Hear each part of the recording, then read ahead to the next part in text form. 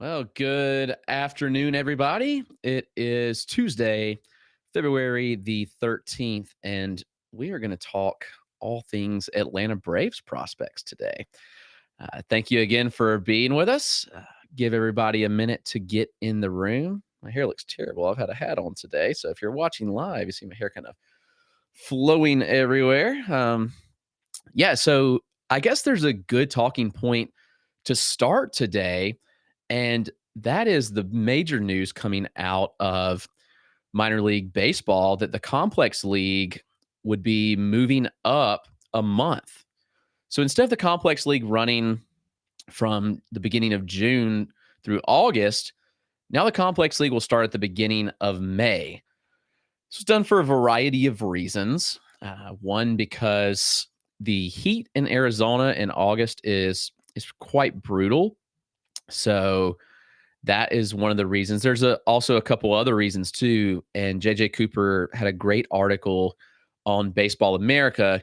If you have not seen that, I will link it below. I'm also going to link our Braves top prospect article here in the chat. And that way, if you want to follow along with us, you can do that as well. So shout out JJ Cooper, Baseball America, for being on top of that story about the complex. So do want to talk a little bit about that because I do think that it completely changes the landscape of, how are draftees valued? Like what happens with them? Where do they go? And so that's a huge thing in of itself, is that we have seen teams be more aggressive with prospects post draft. I mean, guys are sent to full season ball.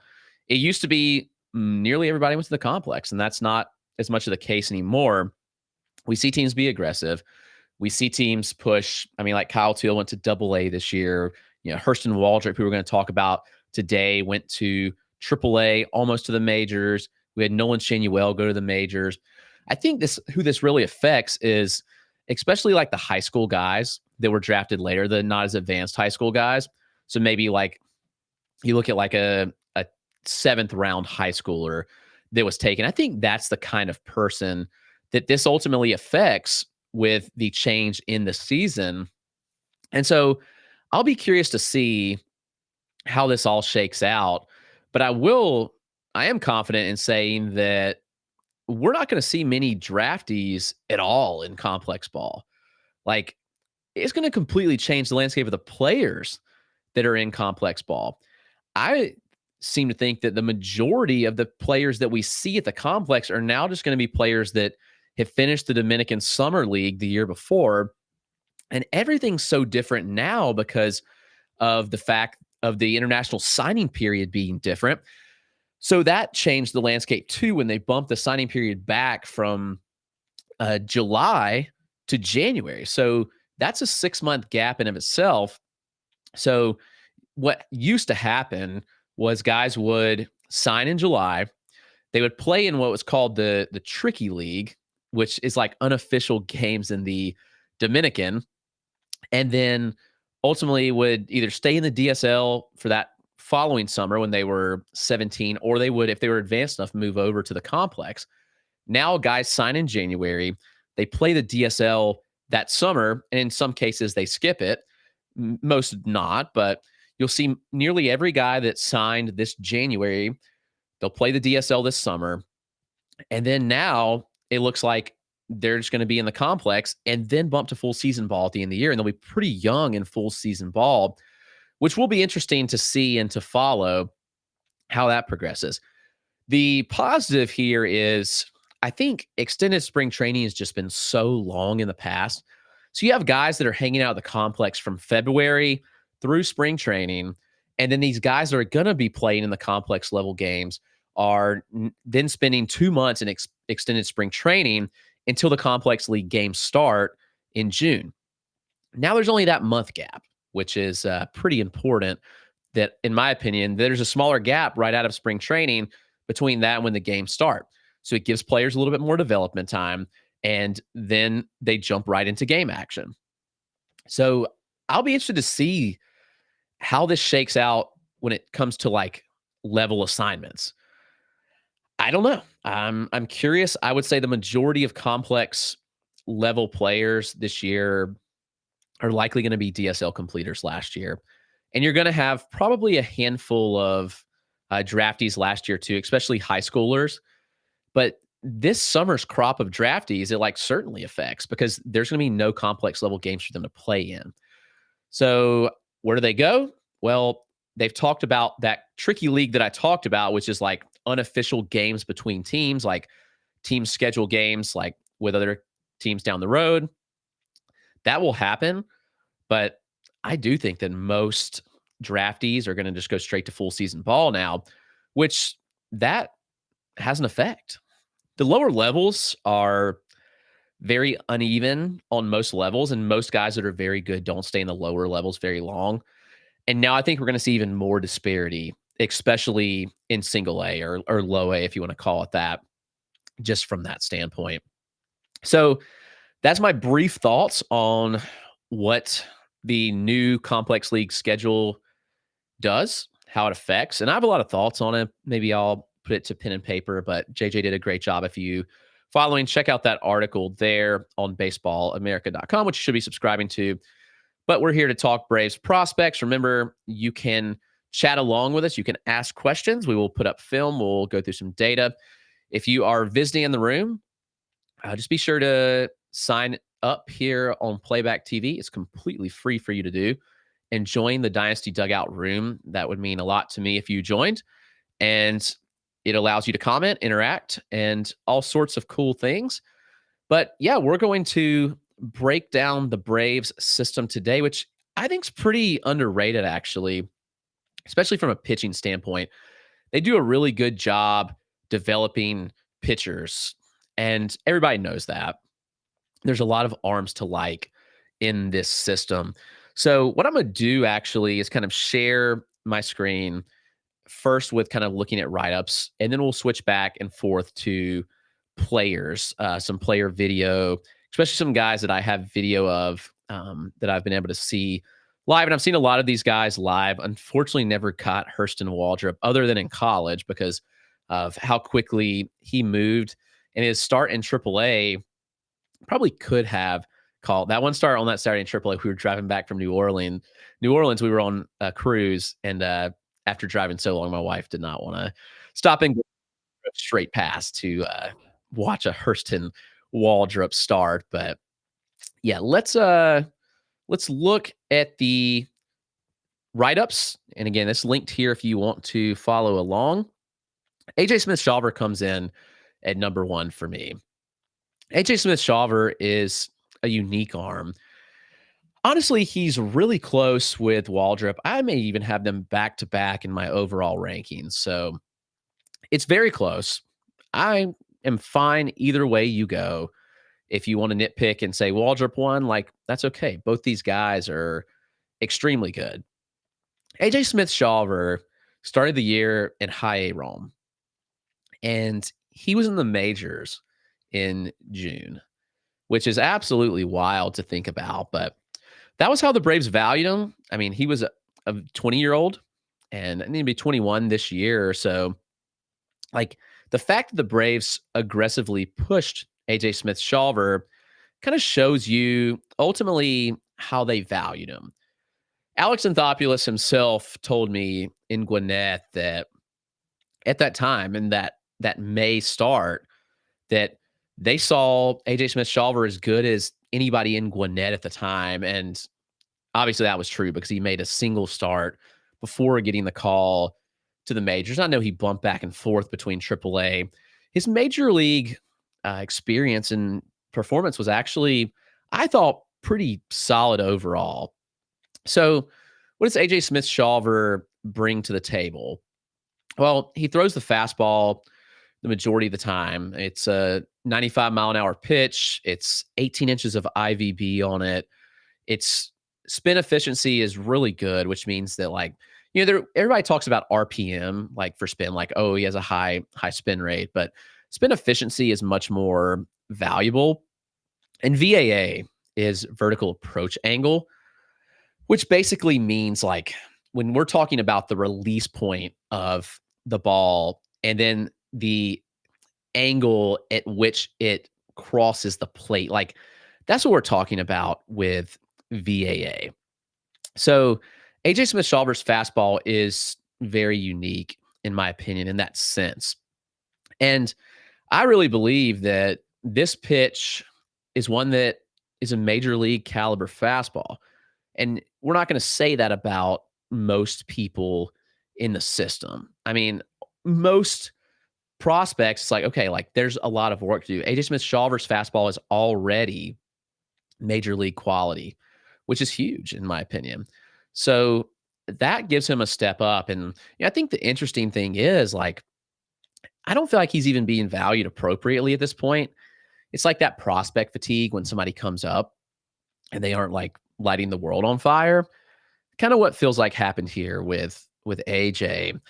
And the 5th starter spot completely up for grabs in Atlanta. Bryce Elder, absolutely atrocious in the second half.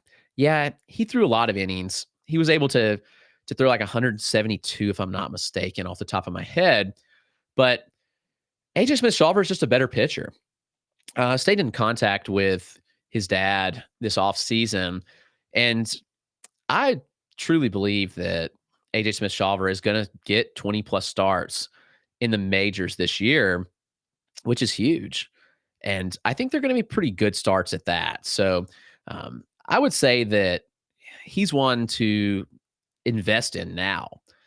You can look at the video from one of my starts in Gwinnett. This is the first start in Gwinnett. This is a really good Durham Bulls lineup.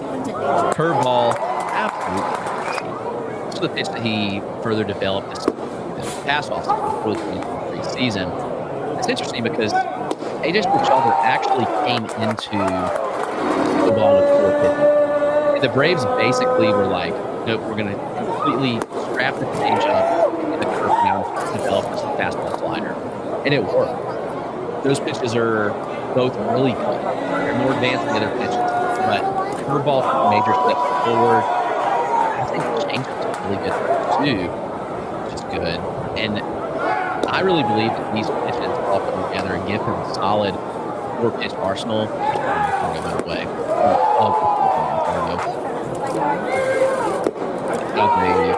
Striking out or calf. I think he struck out Manzardo twice this game, if I'm not mistaken. But going up on the inside there. But yeah, this was a really good Durham Bulls lineup, and Smith-Shawver just kind of ran through it. And we saw this continually, like throughout the minor. While he wasn't as dominant, 20-year-olds can come up and absolutely blow hitter today. It's really hard to do. So anyway. Yeah, AJ Smith-Shawver is someone that I completely buy into. And while there's been mixed reviews, I know people have doubted and questioned, like, can his stuff play at the big league level? I absolutely believe that it can. So AJ Smith-Shawver is a buy for me. Thanks for the feedback on the audio on the video. Okay, I will be sure to turn that down for the next video. Yeah, it's nice. You can control a lot yourself within the stream. So if you want to do that, you can. So that is something I'll be cognizant of with the next video of Hurston Waldrop, who is our number 2 prospect in Atlanta's system, who is absolutely nasty. He has arguably the best splitter in minor leagues already. And it just dominates hitters. It's pretty impressive overall to watch this pitch and just see what it does. And I've got a short video that I cut up of his AAA start. I'm actually just going to mute the volume of the video. 27 years of age from Bonnie, Dominican Republic. He'll swing late on the fastball and lead here at the top of the 4th. Waldrop the 0-1. Swing and a miss. Horizontal break. 2-2 to Brujan. Swing and a miss. Strike 3. Got him. 27 years of age from Bonnie, Dominican Republic. He'll swing late on the fastball and lead here at the top of the 4th. Waldrop the 0-1. Swing and a miss. 2-2 to Brujan. Swing and a miss. Strike three. Got him. 27 years of age from Bonnie, Dominican Republic. He'll swing late on the fastball. Thing lead here at the top of the fourth. Ball drip the 0-1. Our guy up for swing and a miss. That report on 2-2 to Brujan. Swing and a miss. Strike three. Got him. He mentioned 27 years of age from Bonnie, Dominican Republic. He'll swing late on the fastball. Thing lead here at the top of the fourth. Ball drip the 0-1. Swing and a miss. To take into account because Florida 2-2 to Brujan. Swing and a miss. Strike three. Got him. 27 years of age from Bonnie, Dominican Republic. He'll swing late on the fastball. Thing lead here at the top of the fourth. Wall drip the 0-1. I pulled up swing and a miss. Numbers. 2-2 to Brujan. Swing and a miss. Strike three. Got him. 27 years of age from Bonnie, Dominican Republic. He'll swing late on the fastball. Thing lead here at the top of the fourth. Wall drip the 0-1. Swing and a miss. The Gators 2-2 to Brujan. Swing and a miss. Strike three. Got him. 27 years of age from Bonnie, Dominican Republic. He'll swing late on the fastball. Thing lead here at the top of the fourth. Wall drip the 0-1. Swing and a miss. 2-2 to Brujan. Swing and a miss. Strike three. Got him. 27 years of age from Bonnie, Dominican Republic. He'll swing late on the fastball. Thing lead here at the top of the fourth. Wall drip the 0-1. Swing and a miss. 2-2 to Brujan. Swing and a miss. Strike three. Got him. 27 years of age from Bonnie, Dominican Republic. He'll swing late on the fastball. Thing lead here at the top of the fourth. Wall drip the 0-1. Swing and a miss. 2-2 to Brujan. Swing and a miss. Strike three. Got him. 27 years of age from Bonnie, Dominican Republic. He'll swing late on the fastball. Thing lead here at the top of the fourth. Wall drip the 0-1. Swing and a miss. 2-2 to Brujan. Swing and a miss. Strike three. Got him. 27 years of age from Bonnie, Dominican Republic. He'll swing late on the fastball. Thing lead here at the top of the fourth. Wall drip the 0-1. Swing and a miss. 2-2 to Brujan. Swing and a miss. Strike three. Got him. 27 years of age from Bonnie, Dominican Republic. He'll swing late on the fastball. Thing lead here at the top of the fourth. Wall drip the 0-1. Swing and a miss.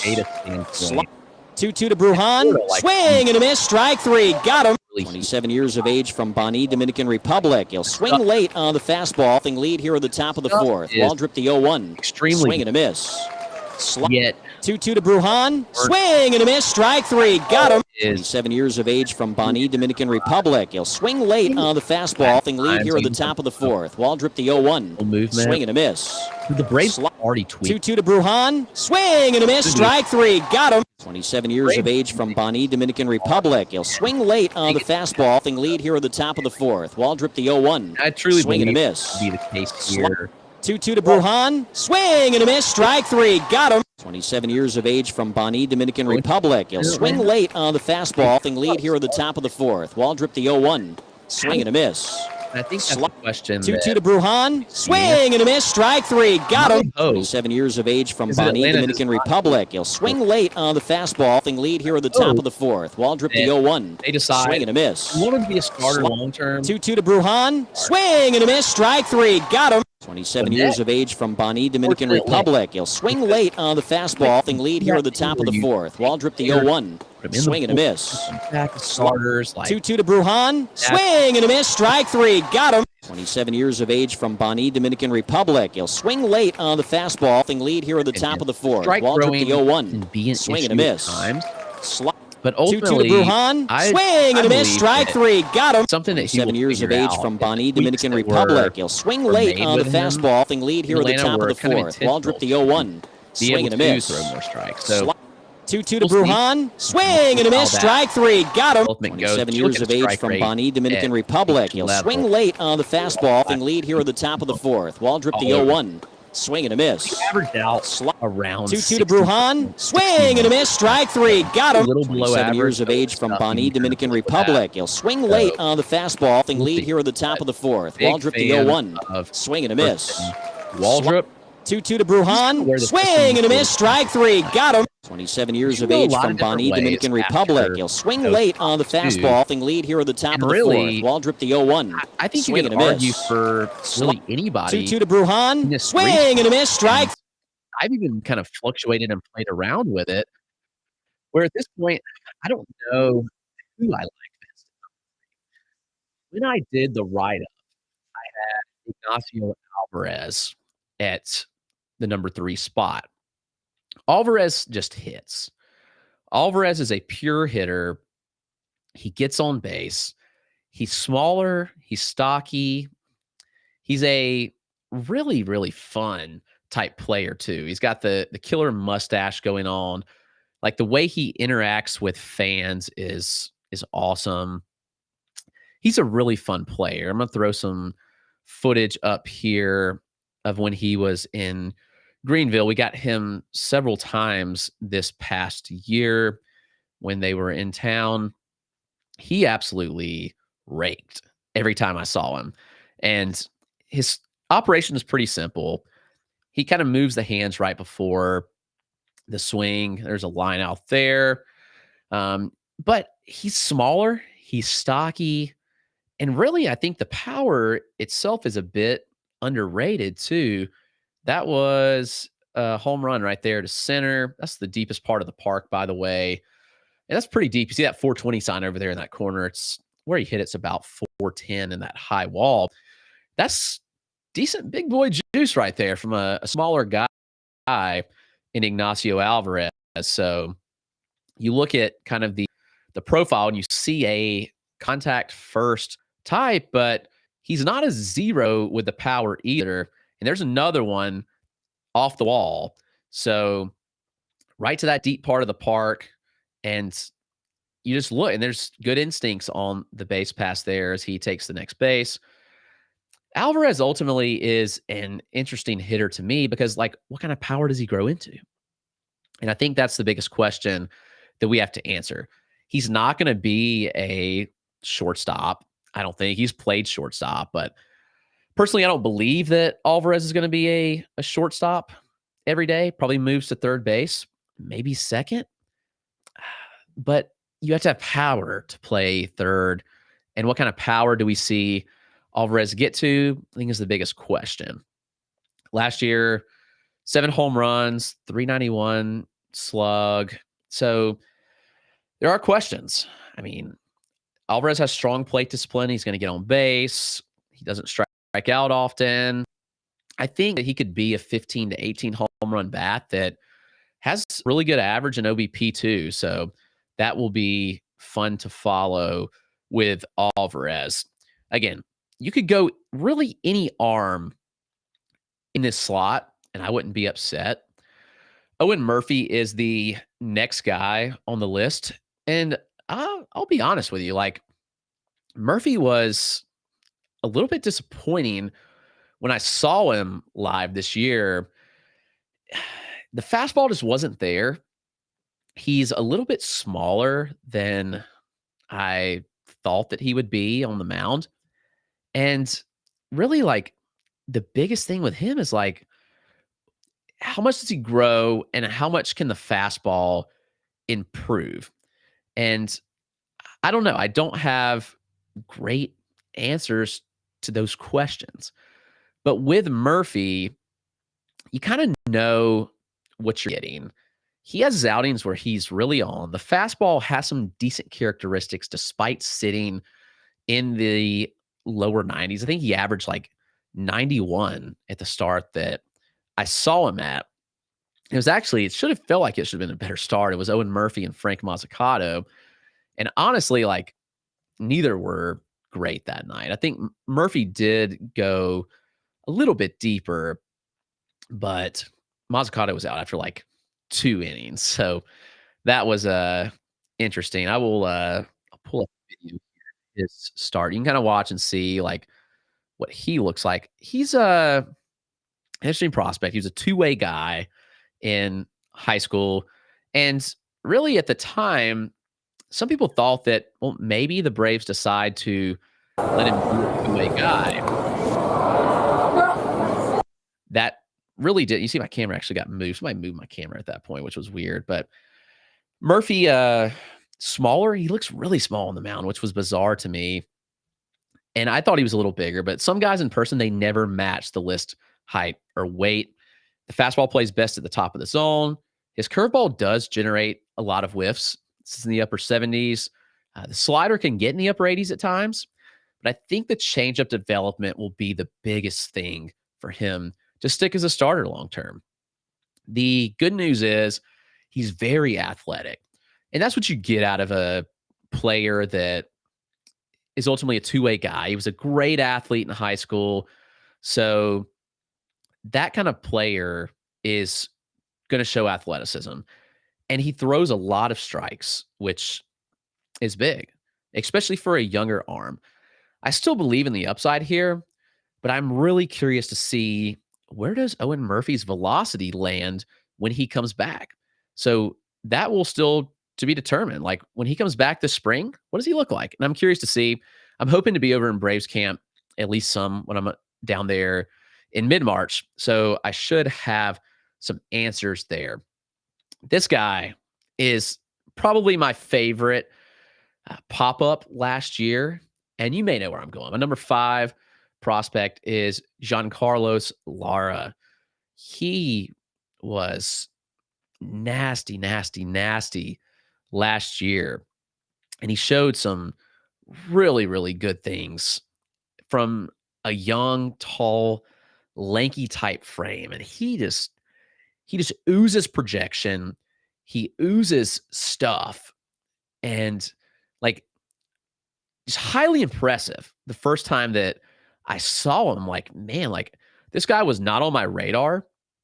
And then he was like, okay, like this guy is fully on my radar. And Giancarlos Lara, the fastball already sits 96 to 98, which is huge. I'll pop some video on the screen of him. I don't have any live footage of him. Obviously, we'll get that this year. Hopefully, he's in Rome long enough, but the stuff is really, really good here with Lara. You look at the fastball, I mean, it gets big right at the top. He can touch 99. The slider already sits in the upper 80s, but it touches 91. You see some of the sweeping action on it. It's a rather impressive pitch.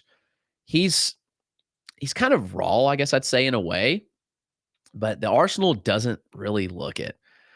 The biggest question mark I think I have for him is the fact that really you only have 2 velocity bands right now.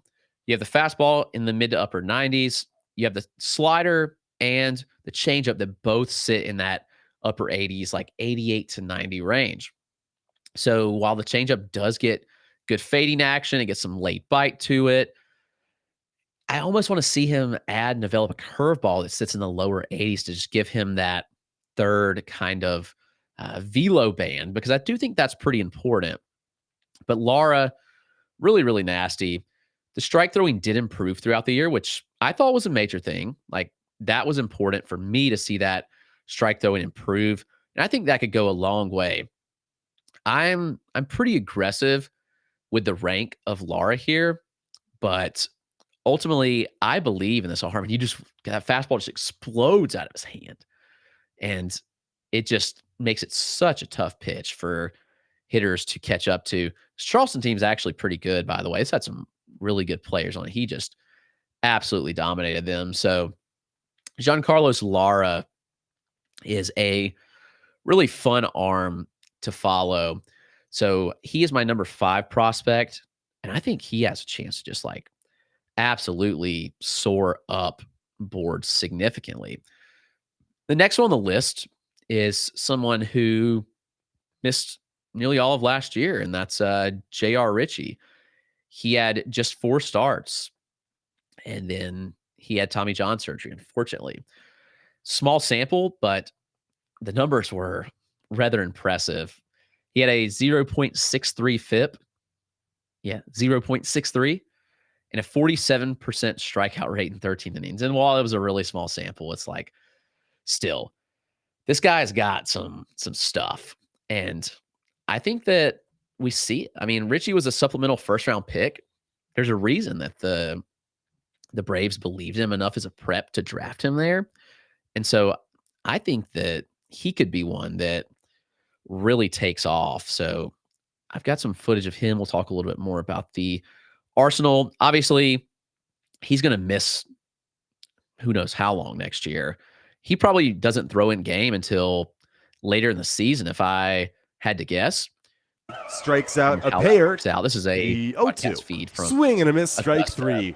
And he records his but first this strikeout is of the actually season. from As the 2-2 pitch previous. is This was fanned August on after he and was missed. drafted. Richie So when you strikes look out a at pair Richie, to he's conclude the got the first stuff. inning. He's already got a As fastball JR in Richie mid-90s. hits It's been 96 up to miles an hour 98. with his fastball in I the think first inning. it's a Called third false strike on the offering outside corner. A when you look breaking at it. ball and a beauty See the for the characteristic third beauty strikeout in the kind of first on 5 it. batters of JR Richie's There's season. something here with And the the fastball. 2-2 pitch. Young guy Swing and a miss, already strike 3. mid-90s, Richie's which is breaking ball has really been huge. tormenting Slider these Wood in the Ducks so mid-80s, far. 83 to 3-2 pitch. 85 Swing and a miss, strike 3 to the breaking ball again.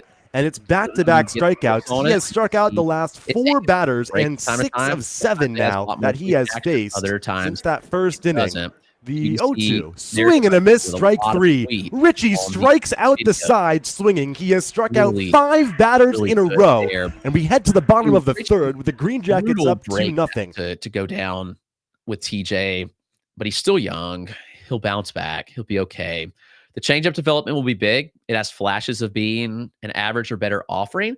But if you get the fastball in the mid-90s, you have that sweeper in the mid-80s, and then you develop that changeup to at least be an average pitch, I think it'll be pretty huge for him as a starter. I think there's mid-rotation upside here with Richie. And I do feel like he's a starter long-term because he does have pretty solid strike throwing abilities. He finds the zone often. He commands his pitches well. So that's huge. Unfortunately, like I said, probably don't see him until later in the year. He's going to be rehabbing back from TJ. And they're not going to push him. They have zero reason to push him aggressively. I mean, young kid, TJ. So he'll be back whenever he's back. But I actually do think it's a good time to invest in Richie in a dynasty league just because of the standpoint of he's cheaper than ever. So you can get him at a pretty discounted price and not going to cost you anything. So Richie is a heavy investment for me. This next guy is Jose Perdomo, who I've actually gotten pretty mixed reviews on. He was the star of this class. He got the biggest bonus in the class at $5 million. What happens with international signings, though, is that these guys make agreements with teams so far in advance that things change massively. And when Jose Perdomo agreed to sign with the Braves years ago, he was a young kid and things changed massively. And reports I've gotten secondhand from a source I really trust who's spoken directly to international scouting directors, spoke to 4 or 5 international scouting directors that all told him, who told me that they believed Jose Perdomo was not a top 5 player in this class anymore. And that's a tough pill to swallow when you invest $5 million.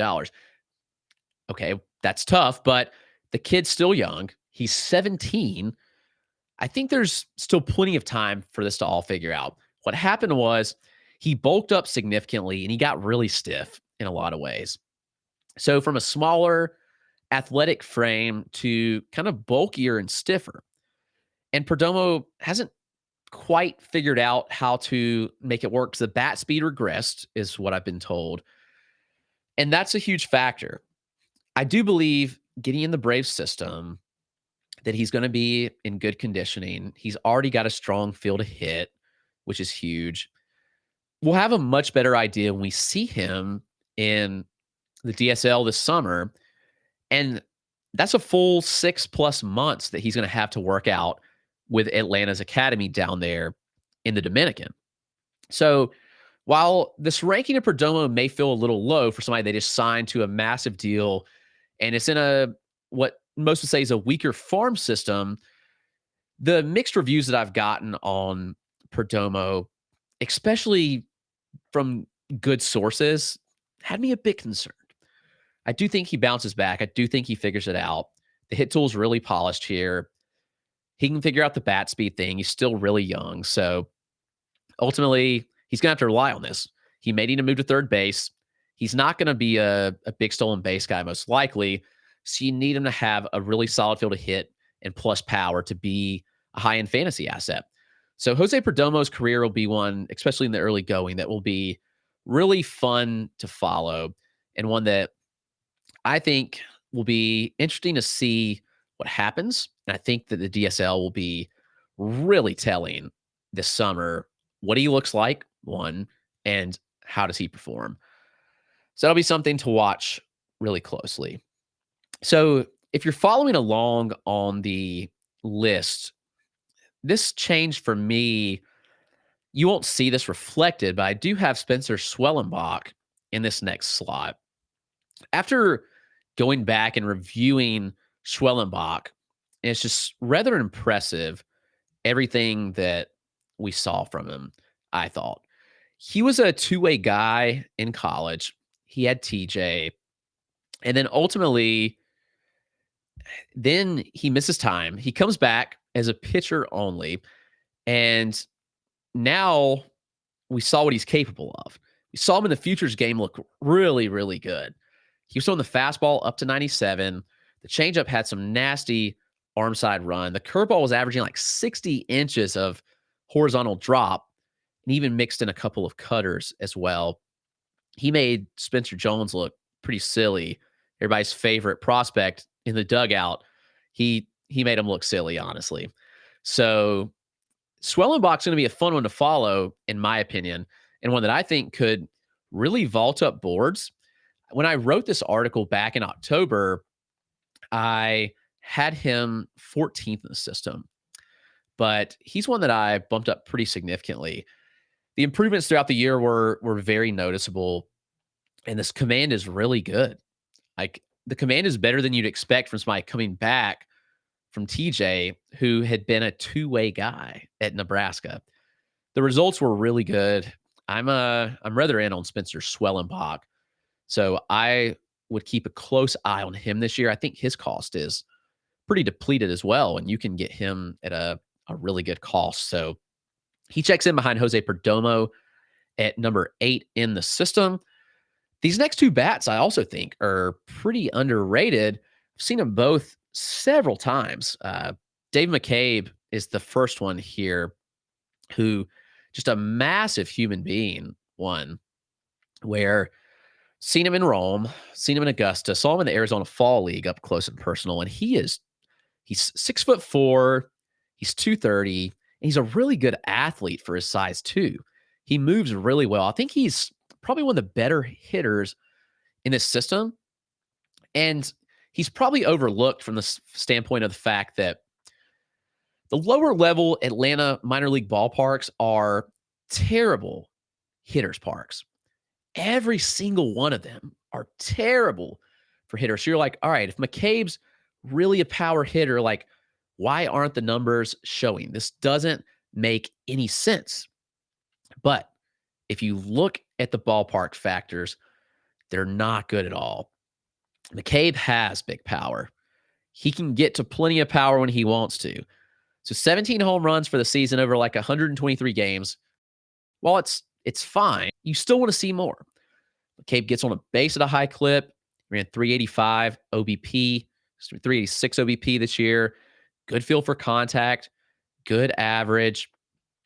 His contact rate in the second half in the minors was 84%. And it was 80% overall. You don't see that from these massive sluggers like McCabe. But he has power. He has contact. I think that McCabe's somebody to buy into that nobody really talks about. So Dave McCabe is an interesting prospect for me that's kind of under the radar still, as is this next guy, and that's catcher Drake Baldwin.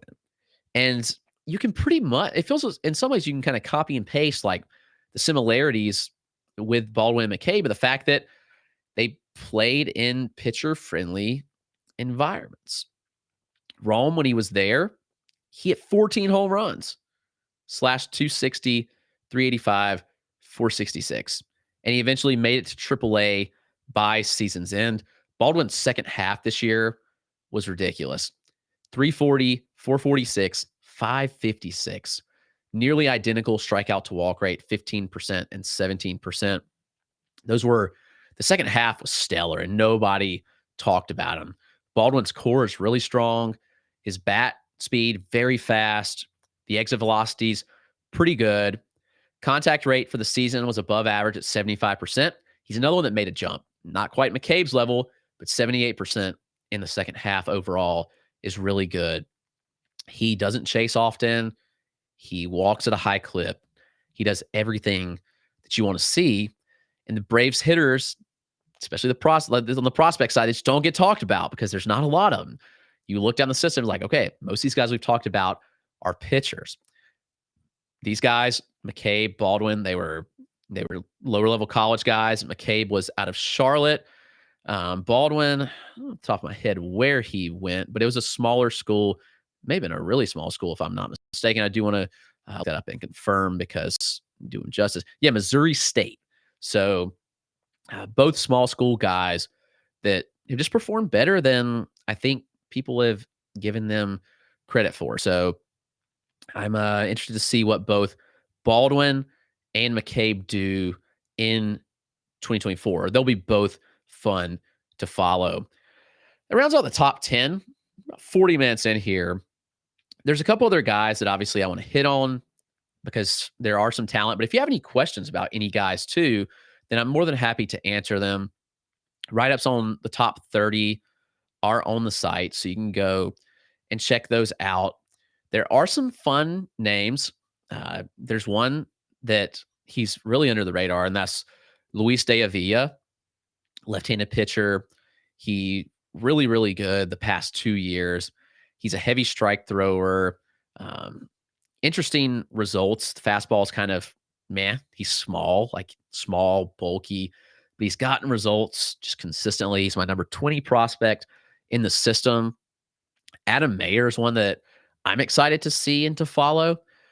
His career has gone pretty interesting, where he's not pitched professionally yet.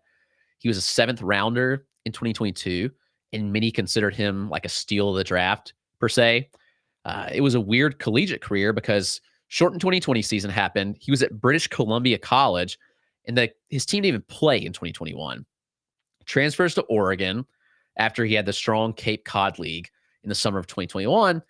And then he has a UCL injury after 15 innings at Oregon. He had the internal brace. He's not pitched since. When healthy, he was throwing the sinker up to 97, had a 70% ground ball rate in a small sample, which is huge for a sinker. That's phenomenal. Slider was low to mid 80s, ton of spin on those pitches. He buries his changeup well with nice fading action.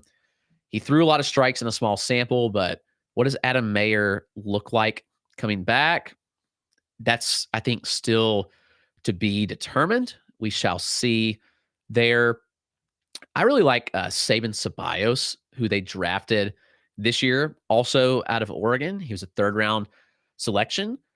Pretty young at the time of the draft. He was 20, so younger for a college selection. College data was really strong, especially from the contact side of things. He's a contact-oriented bat. He had a 16% chase rate, which is incredible. He had a zone contact rate of 91% in college, which was huge. The exit velocities are going to be the question here. He had a 90.6 mile an hour average EV with metal in college, but his 9th percentile was 101.7. Usually from the transition from metal to wood, we see drops of about 4 miles an hour. That drop, if happens with metal to wood, would be pretty substantial and probably puts him in like a 30 grade power frame. But we'll see. I still think the jury's still out on him because he's got a really good frame that I think could tap into more power. Garrett Ballman is a really fun one, a 6'8" righty that they drafted this year. Fastball already up to 97. Strong slider and changeup. I'm curious to see how they develop Ballman. Is he a reliever?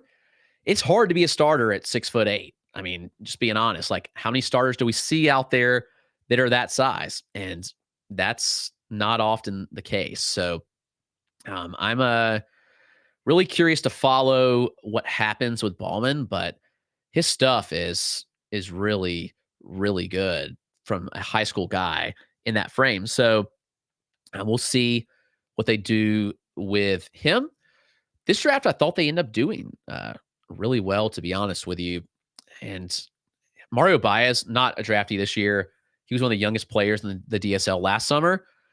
He didn't turn 17 until after the season ended. So one of the few 16-year-olds in the DSL, small, 5'9" frame, but he has a little bit of punch in there too, making a ton of contact.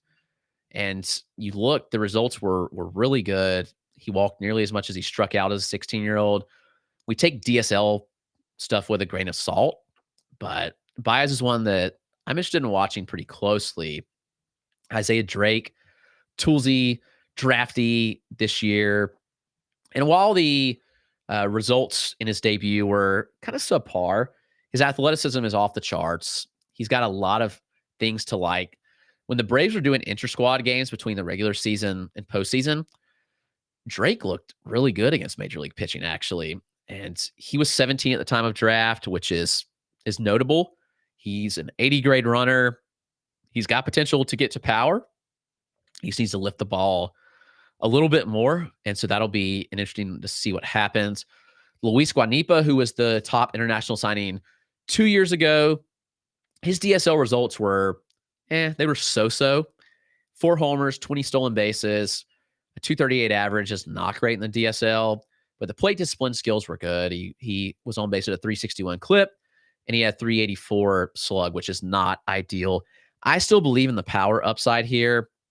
He's another one. We just need to see him lift the ball a little more. And ultimately, I think there could be some results. He's got speed. What kind of contact do we get to? We'll see. But I'm not writing off Luis Guanipa just yet. I think it would be too soon to do that. Cade Cooler out of this draft class, man, he's a funky delivery.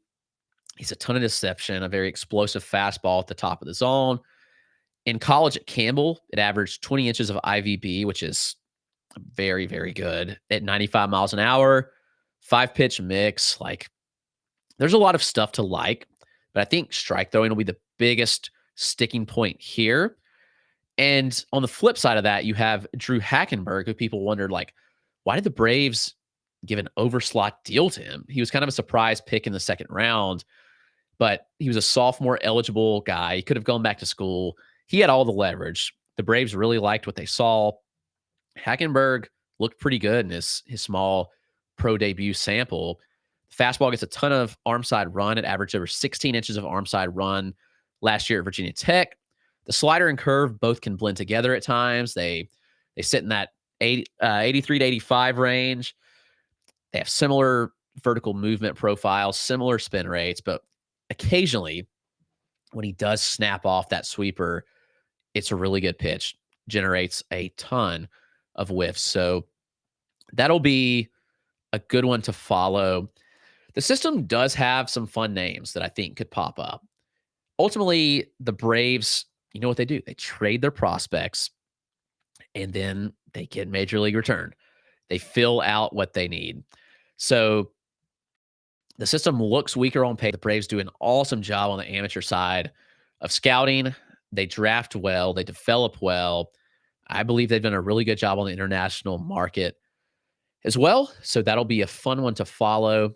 If you have any questions, I'm looking at a couple questions in here. WTD Braves World Series 2021. Ask thoughts on Didier Fuentes. He actually was a DSL and complex level arm who reached single A last year, and he pitched 10 games in Augusta, 26 innings, not a huge sample, but the DSL, he dominated in 2022. And there was a mixed bag of results in Augusta at the single A level last year. He really struggled with command, and he allowed a lot of hits. I'm not willing to put a lot of stock in a small sample like that and just completely write him off. And while I don't have him in the top 30 at the moment, I do believe there's a chance that he could jump into here and move up at a pretty high clip. The Braves develop arms so well, like we've talked about, that I would not be surprised at all if he did fly up boards pretty significantly. So Fuentes is one that I will be watching pretty closely. I'm curious to see where they start him and how they push him this year. He's an 18-year-old. He'll be 18 until the summer. So he's still young. I mean, he was really young last year at Augusta. So I'm keeping a close eye on that. And yeah, he's somebody that I think could really move up boards and has pretty decent stuff. So I'd watch that one pretty close. Yeah, he was very young for single A Augusta for sure. Looking back at some other questions that we had earlier in the show, I mentioned that AJ Smith-Shawver was a newer arm to pitching. Yeah, definitely. So he was a tremendous athlete, still is. He's one that I think takes a massive leap forward this year. 21-year-old. I'm excited to watch. And AS Mason 93 says, I know comps are dangerous or tricky. Who do they remind you of? I struggle really bad with comps, if I'm being honest with you. So I like to kind of project on like what I think they could be rather than like a individual player. For AJ Smith-Shawver, I think he's a SP2 caliber upside and potential mid-rotation guy. I think he could give you 170, 180 innings over a full season. Maybe not this year, but over a full season, if he gives you 170 innings, like a peak outcome might look like 200 Ks with like a 3.30 ERA, which would be interesting. For Waldrop, I think there's SP2 upside as well, but I also believe that there may be a slightly lower floor here just because of the strike throwing ability. What does that look like and what do they get to? I don't know. We'll see. But if the fastball command comes along, I think an SP2 is certainly a level that he could reach. I mean, I think that he has 3+ or better pitches for sure. So I'm well in on both those guys as we kind of talked about here. EVB asked if Waldrop is Gausman light, a better breaker. I mean, Gausman's one of the best pitchers in the major, so I think it's really, really hard to put that on him. I don't want to do that, but the splitter certainly gives you that reminder. So, yeah, it's a fun system. I think there's some talent, and I think the system will only get better as the Braves' development is really good. So, if anybody has any more questions, feel free to throw them in the chat. If not, we'll close it out. Another Tuesday, another live stream in the books. Tomorrow, we'll actually be streaming a little earlier. We're going to go at 11 a.m. Eastern because I'm on the RotoWire show at 1 o'clock. So that will obviously be this normal time slot. So we will have to adjust there. But again, you can find us here on playback every single day during the week. This will be in podcast form soon. I will let everybody know as soon as that is up and ready to go. We'll have it on YouTube if you want to watch, or you can find it in the audio form as well. But again, tomorrow is Valentine's. Yeah, Jeff said it's Valentine's Day. So we'll still be here with you, hanging out. Special edition, Valentine's Day edition of the Dynasty Dugout Show. That's going to wrap us up. Thanks for joining us, and I hope you have a good rest of your Tuesday. I'll be at the ballpark tonight covering some prep games, and I'm looking forward to it. So I'll see you guys in the Discord. Oh, one more question popped in. Any hope for Glad, Benitez, or Taveras? I'll hit those real quick. Glad is pretty interesting.